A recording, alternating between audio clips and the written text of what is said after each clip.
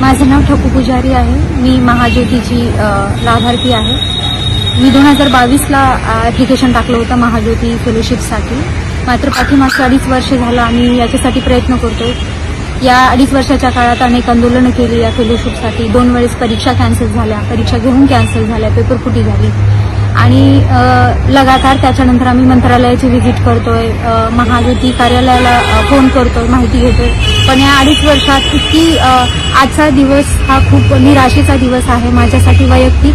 कारण स्त्री म्हणून जन्माला आले त्यावेळेस स्ट्रगल करणं हे तर निश्चित होतं, पण एक विद्यार्थिनी म्हणून आणि इतर मागासवर्गातून आलेली मुलगी म्हणून जो ज्या प्रकारचा स्ट्रगल हायर एज्युकेशनमध्ये आता आमच्या वाटेला आलाय तो खूप निराशाजनक आहे।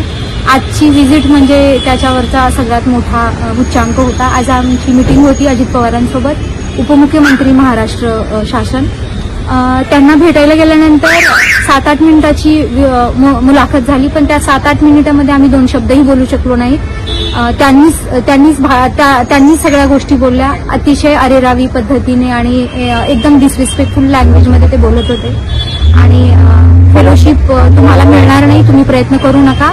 आम्ही वायदे केले होते तुमच्या फेलोशिपसाठी, पण ते इलेक्शनच्या साठी केले होते। इलेक्शनपूर्वी तुम्ही लोकांनी आंदोलनं केली होती, त्याच्यामुळे आम्हाला असं बोलावं लागलं। असं 3 वेळेस ते 7-8 मिनिटाच्या मीटिंगामध्ये ते बोलले।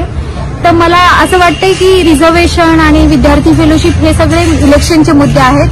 प्रत्यक्षात असं काहीच होत नाही, कारण सारथी आणि बार्टीला जिथे फेलोशिप भेटलेली आहे ऑलरेडी त्यांच्या अकाउंटमध्ये पैसे गेलेले आहेत, तिथे आम्हाला 2.5 वर्ष झालं प्रयत्न करूनही अजूनही 1 रुपया अकाउंटमध्ये पडलेला नाही। तर मला वाटतं दया पवारांनी जे लिहिलेलं ते दुःख आमचंच आहे की कशाला झाली पुस्तकांची ओळख, बरा होता ओहळाचा गोठा, गावची गुरेवळली असती, असल्या इंगळ्या डसल्या नसत्या जर शिकलोच नसतो तर। थँक्यू।